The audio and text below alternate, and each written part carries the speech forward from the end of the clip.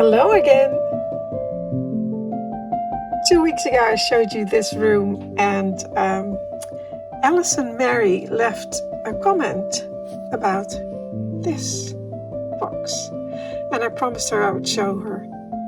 Now this is an embroidered casket and I'll take it with me. Now I do love embroidered items and I like them when they're on pillows or on slippers, on carpets like this little one here, and on clothes. My least favorite kind of embroidery is when it's done as a picture, but I do have one here and I do really like that one. Yeah. And I like samplers like this one. Yeah, I just like embroidery. Not that I ever do it, mind you. I just like the look of it. I don't enjoy doing it myself as much.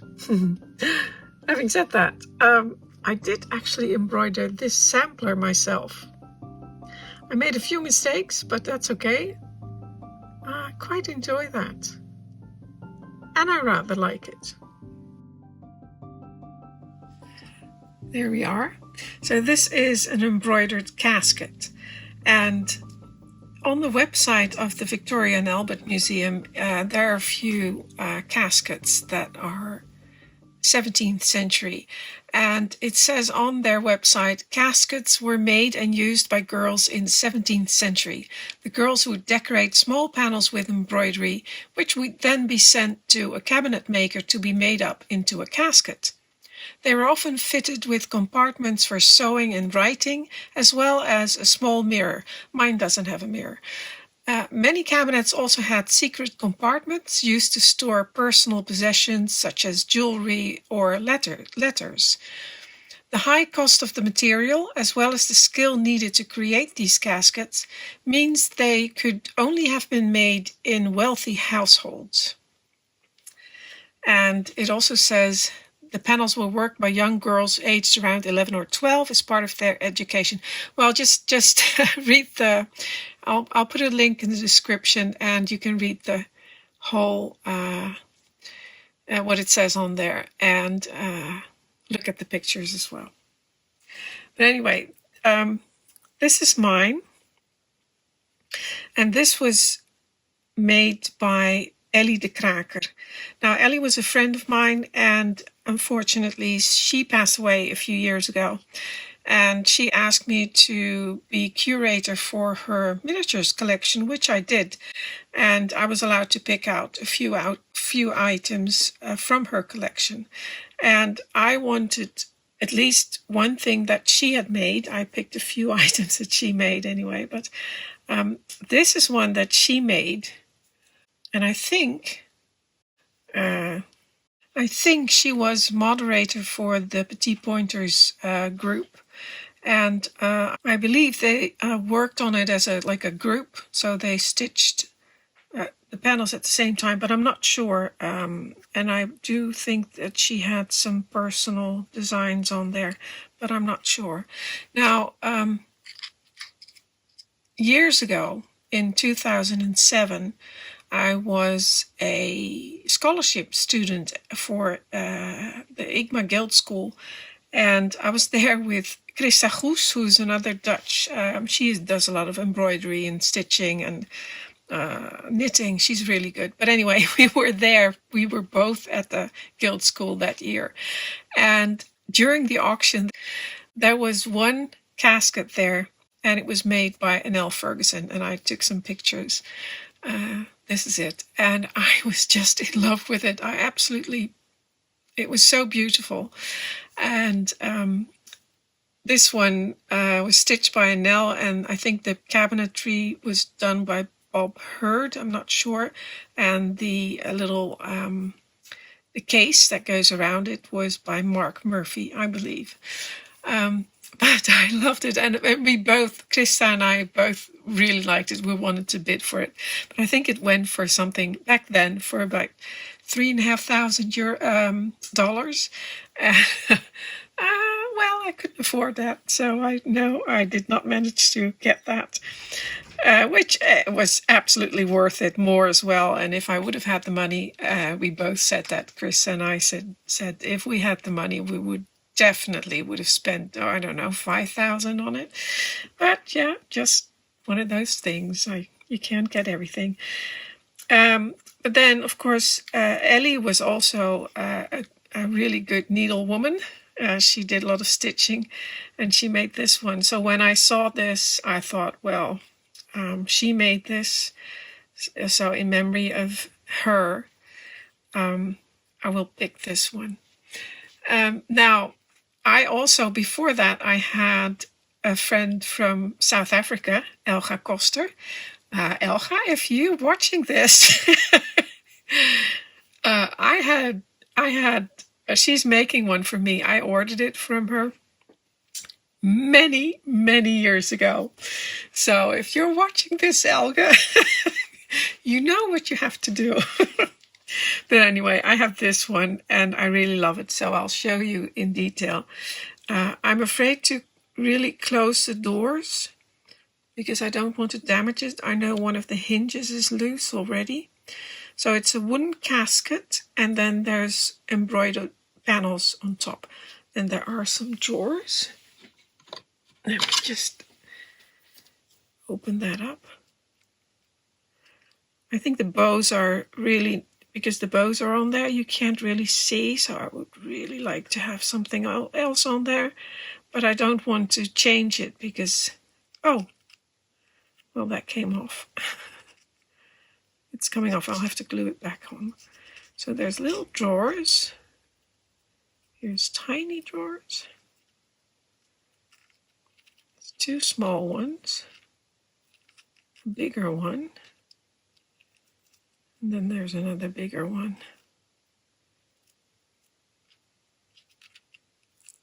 Like that. And there you can see the stitching and it's really fine. And then on the panels, on the doors, there's a woman and a man. And I think they've got tulips on either side and a house. There's someone on a horse. And a lady in a garden with a tree and some flowers. And here's another someone, I think it's a person in a garden, I'm not sure. And here again, here's the couple. It may be the love story going all around, like meeting them and then courting and eventually getting married. And the top compartment opens up like that. And in some of them that the mirror would be in the lid, but of course in this one there's nothing there. I could fill it up.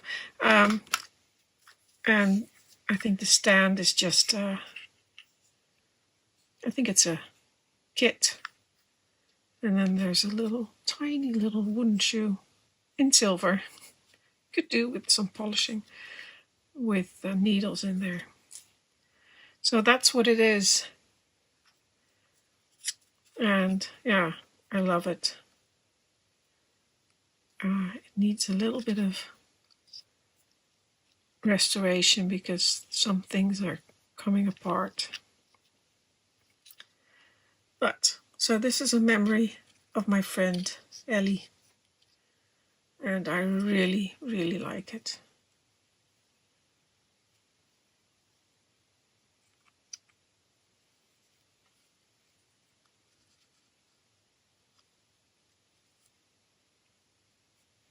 These past few weeks I've been organizing my workshop and I have all of these plastic containers and I've got all my stash in here. Like here it says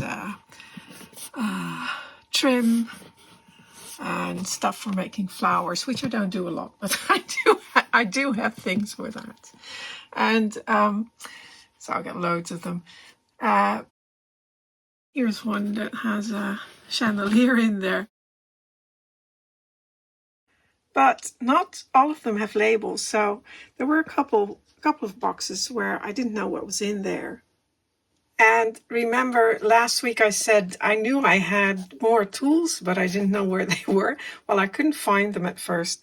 And then I kind of forgot and made the tool board. And guess what I found this morning? Yep. Tools, loads of them, and more, and even more clamps and files, and yeah. And I have a small jeweler's saw. And I remember I also told you last week about the German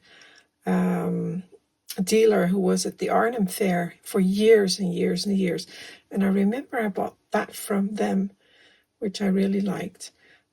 I don't know who made it, but it was from that German seller, who are no longer in business, I believe. So, but yeah, so I found the tools.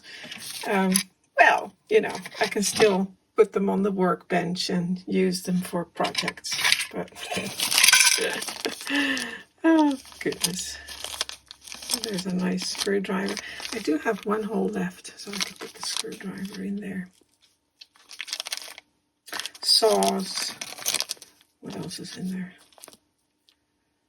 I'll take them to my workbench. There we are. Let's see what's in there.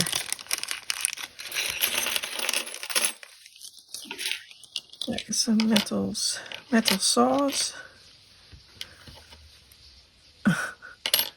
These are just cast metal, but from a distance they look good. Another, and these are all cast, well, even though this one opens, but they're cast metal. Another saw. Yeah. A screwdriver. Maybe I have to file them a little bit to make them look nicer. Oh, these are nice. Oh, that one doesn't open. Also just cast. They're for show. Not real. Well, none of them are real, of course, but I meant non-working. So, oh my, I've got 3. Hammers. And these were the ones I was looking for. And, well, I'll have to clean them up, although this one looks really nice. But, yeah. They are cast, and you can see the cast lines on them, which I don't like. So with little filing, you can clean them up a little bit. But they're nice. I have a tool chest in that next to my workbench, and I can put them in there. But I have more. So I did organize them. They were, look, I saw, and this one is by the Mini di Pierluigi. There's a saw. And, oh, these are really good. These are, I think these are a German maker. Dieter, I can't remember the name. Oh, look at that. Now, these are really, really nice. Yeah, don't have to go on the workbench. And the scissors also work, of course. I'll have to look up the name because I can't remember. I think his name is Dieter Dorsch, something like that. It says DD, so it could be that. Dieter Dorsch. I'll have to look it up, and I'll write it down here in the below. What else? Oh, yeah, nice wooden hammer. I think that came, oh, I think this came with the workbench. Oh, there's another hammer in there.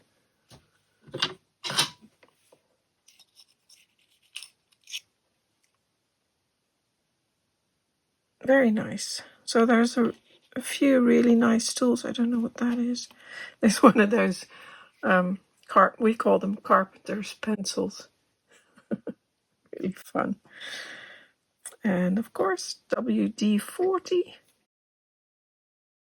Every household needs one of those, or several. I think I already have one, but there's another one. I thought this one was that one, but no, this is another Dieter. I think his name is Dieter Dorsch or something like that. And I do believe that they do still make miniatures. So that one's really nice. And, well, 2 more clamps. Well, I guess I do like the same things. And over the years, I mean, I have been collecting for 20 years, so sometimes I buy the same things. And that's probably because I like them. And I forget that I have them, or I forget that I only have, I think I only have 2 or something like that. And I probably have bought more. So, yeah. Files. These are really nice as well. What's that? Oh, one of those dental tools. Also came from the Germans, the German exhibitors. So, yeah, more tools. Oh, here's another one. So I knew I had them. I just couldn't find them. But I'll just put them in, and I'll put them on the workbench. I'll put these cast ones in the tool chest. Not this one. I have a really nice metal one. I'll show you. I just looked it up and see, here it is. Dolls House Nederland show, 6 and 7 of April 2013. So I've had these for 10 years already. And here are the clamps. And yeah, I did buy them from Liebe, Holzspielzeug, where I bought them in Germany as well. Bought them from the same dealer. Although at the fair in Arnhem, they were sold by Puppenwelt Wengen. Like I said, I don't think they go to shows anymore, but they were the reseller. And here we have them, the files. There's a funnel, and you know, there's some more. It's already on there. And the other one I wanted to show you is this. That's the metal tool chest.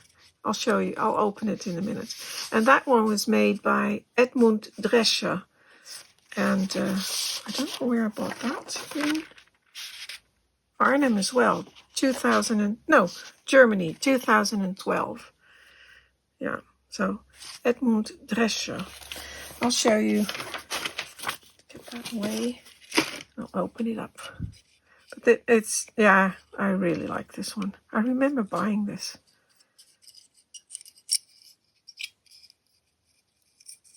Let me see. Where's the... Oh, this goes up. Sorry. This goes up. This opens up. It's one of those harmonica. And there's one of these in there. Oh, you can't see it, but yeah. Yeah. So that's the tool section. And I'll put some of these tools in the bottom there. It looks like it's full. That'll be nice. Yeah. So, and just a reminder how important it is to write things down, because after all these years, it's hard to remember who made it, when you got it, where you got it. So it's a good thing. And I really do not like writing down, and I make these little drawings. And when I started the book, the drawings were really nice. Let's see. So pretty. And now they're, like quick sketches, ugly ones. I don't do them. This was done by pen and ink. And now I just use a felt marker, and I quickly write them down, because I don't enjoy doing that. It's so much. I just want to, play with it and not do the, yeah, it's like administration, you know, doing, or not, that's not the word in English. Can't remember what that's called. Anyway, write down all the stuff you have. Nowadays, of course, you can use photographs or have an online system, but I like my little books. There, I put the tools in the tool chest, and well, there's only a few. I just put that. Well, actually, that's not a screwdriver. That's one of those sharp, where you can mark centers and all that. And the drill keeps falling down, so I may have to glue it instead of just hang it on there. That's okay. And then I also have the nice, really tiny, like these and the scissors. I thought I might put them on the work table here, but as you can see, this is a really deep room. You can see my arm is I'm at the beginning of the room, so my arm, I almost at my armpit. So it's really deep, so it's very difficult to see tiny things on that table, but we'll see. I still might do that. I must say, I am having fun going through all these boxes because I'm finding all sorts of things. This was part of my old garden display. Actually, that's a very nice plant. That shouldn't be in there. But, here's my... See, I'm finding things.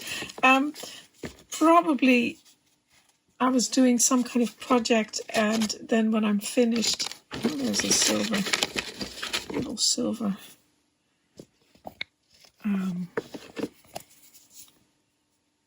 photo frame. That will have to go in the silver basket. But I put them in temporarily in these plastic containers just to keep it safe, and then I forget about them.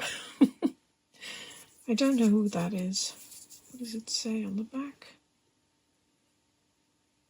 STG. I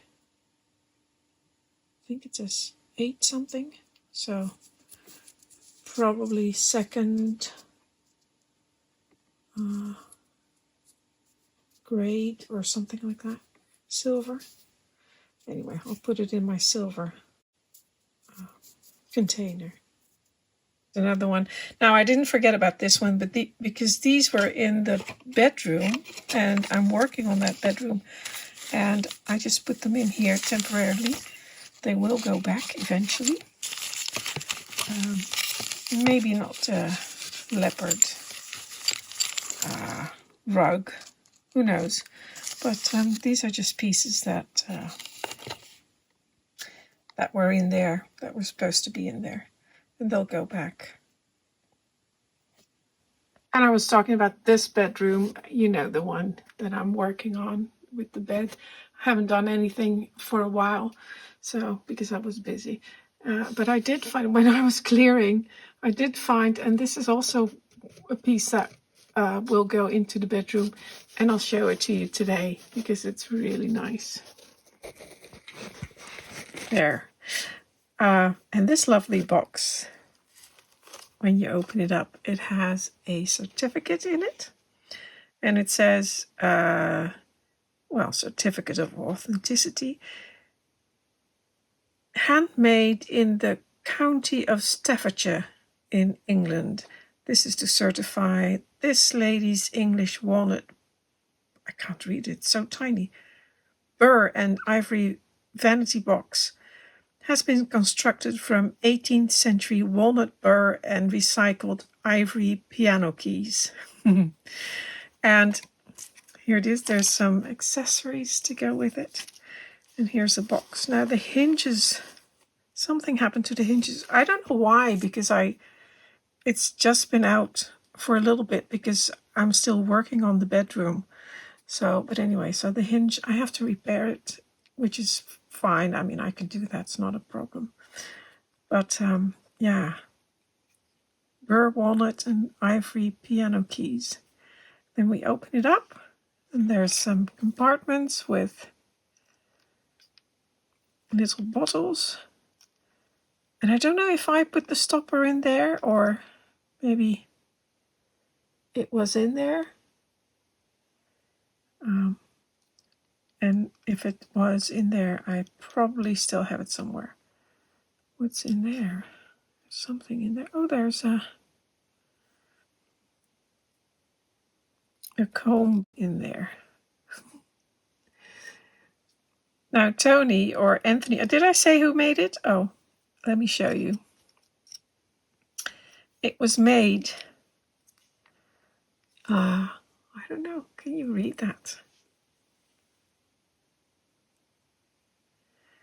It was made by Anthony James Hughes, or Tony Hughes, from Miniature Treasures. Now, I checked his blog, and it's no longer online, which is a shame because he had some fantastic photos on there, also from his other projects. If you just Google Miniature Treasures Tony, then you'll see lots of boxes that he made in the past, and I just have one of these, but they're really, really, really nice.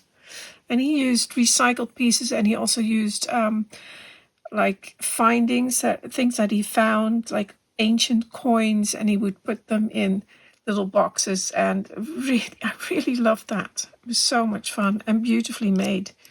So these are just some compartments.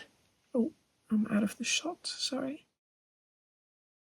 And the lid is covered in leather. The insides of the compartments are in leather, red leather. And then there's some drawers with little ivory knobs. And like it said, he used old piano keys so it's recycled ivory. So here's a little comb. And there's another one. They're so fragile. The other comb is in the bag. And I love this little button hook in ivory, carved ivory. Really, really love that. And that's a nail buff.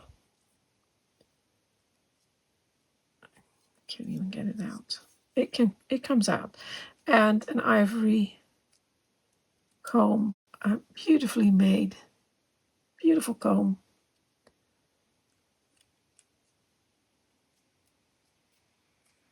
It does come out, but there. The buffing part came off. That was supposed to be on there. It was glued on and it came off. Oh well, I have to glue it back on. And then there's another little drawer, and it contains a mirror, also made in ivory.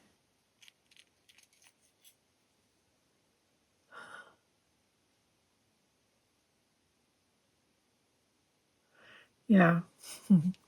So you see, yeah, I really love this piece. And like I said, I don't know if he's still active, as the website has been taken down, and it's a free website, so I wouldn't know why you would take that down unless something happened or you're no longer working. Maybe some of you will know if you know Tony or know about him. And these also came with it. And these were made from beads, but they look really nice. I love that color.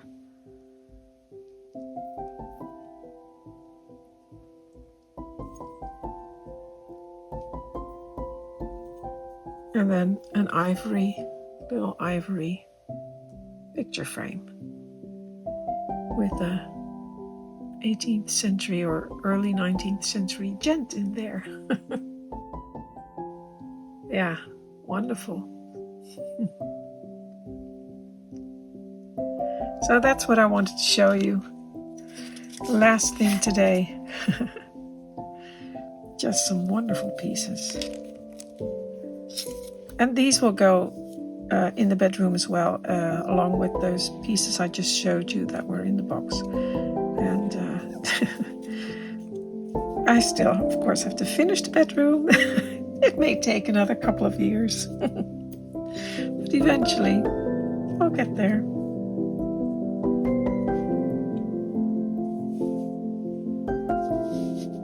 So, thank you for watching. Until next time.